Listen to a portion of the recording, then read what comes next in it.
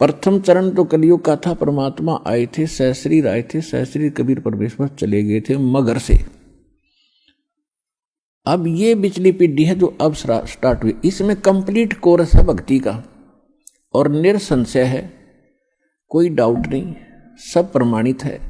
अब जो भक्ति करेंगे वो पार हो जाएंगे, मर्यादा में रहेंगे अंतिम सांस तक, वो तो सतलोक चले जाएंगे। फिर क्या होगा, 1000 वर्ष के बाद इस भक्ति में बहुत से ऐसे नालायक काल के दूत घुसेंगे, वो धीरे धीरे इनकी भक्ति खराब करवाना शुरू करेंगे।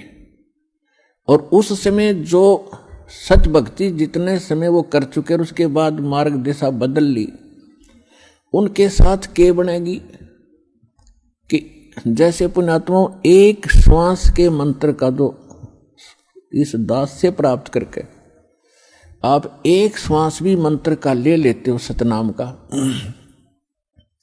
वैसे तो प्रथम मंत्र से ही आपकी गजब की कमाई शुरू हो जाती है, बहुत ज्यादा बन जाती है। और यदि सतनाम का मंत्र भी आपने साल 2 साल 3 साल 4 वर्ष कर लिया और सारनाम ना भी मिला तो भी आपकी ढेर सारी कमाई बन जाती है। और फिर काल क्या करेगा, क्योंकि आपके पुण्य तो वो देगा, उसने तो ऊपर होटल बना रखे हैं, स्वर्ग महास्वर्ग, महास्वर्ग में और ज्यादा टैक्स है देता हुआ आपसे, आपके पुण्यों से कहीं 20%, 25%, कहीं पर 10%, ऐसे उसने अपने टैक्स लगा रखे। और जो खर्चा आप खाते हो वो अलग है, वो तो आपकी पूंजी से होगा, तो आपको स्वर्ग महास्वर्ग में रख देता है। और वहां आपके पुण्य आपके साथ होते हैं। जब महास्वर्ग के अंदर आपके पुण्य खत्म हुए उसके बाद स्वर्ग में ले आता है, नीचे एक अलग से एक स्वर्ग है, उस महास्वर्ग से अन्य जो कॉमन स्वर्ग है, उसमें भी जब आपके पुण्य खत्म हो जाते हैं फिर आपको पृथ्वी पर डाल देता है। तो वो पुण्यात्मा इतना समय वहां रहती हैं स्वर्ग में, महास्वर्ग में, फिर उनको सतयुग में प्रारंभ में जन्म देता है।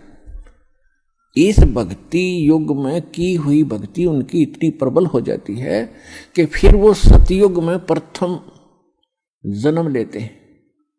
उनकी फिर भी इतनी भक्ति होती है क्योंकि सतयुग में लाखों वर्ष का जीवन होता है, एक का जीवन पूरा करते हैं इतने युग, 1-2 जीवन में वो सतयुग पूरा हो जाता है। फिर त्रेता में आते हो आप वही हो जो पहले भक्ति लगे थे, लेकिन आप फिसल गए, आप रिपट गए, विचलित हो गए किसी कारण से।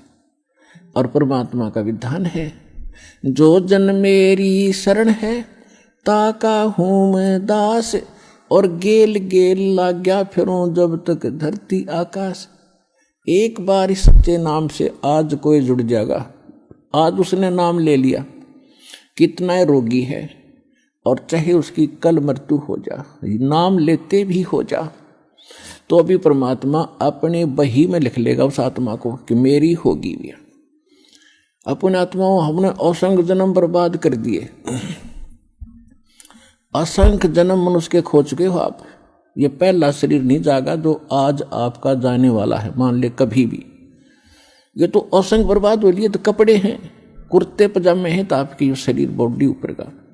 और इस नाम के लेते ही आपके कई सैकड़ों कुर्ते पजामे खूटियां व अलमारी में रख दिए जाते हैं। मनुष्य आज आपको नाम लेते ही और चाहे अगले पल मृत्यु हो जाती है।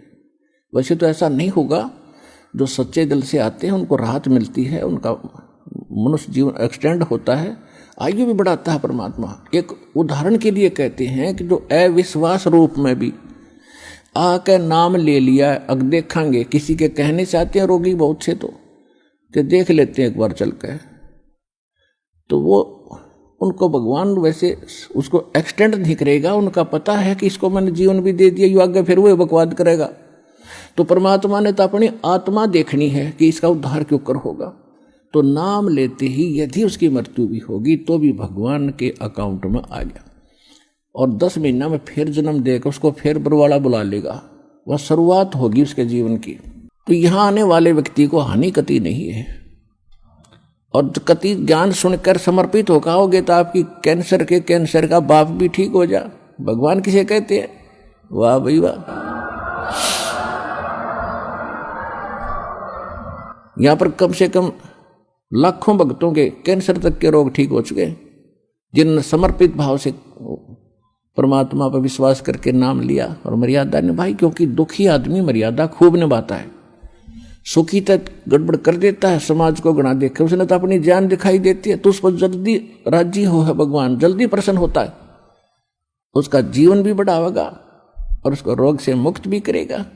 लेकिन करेगा अपने हिसाब से, उसकी नीत देख के कि आगे कहीं और गड़बड़ ना कर देगी।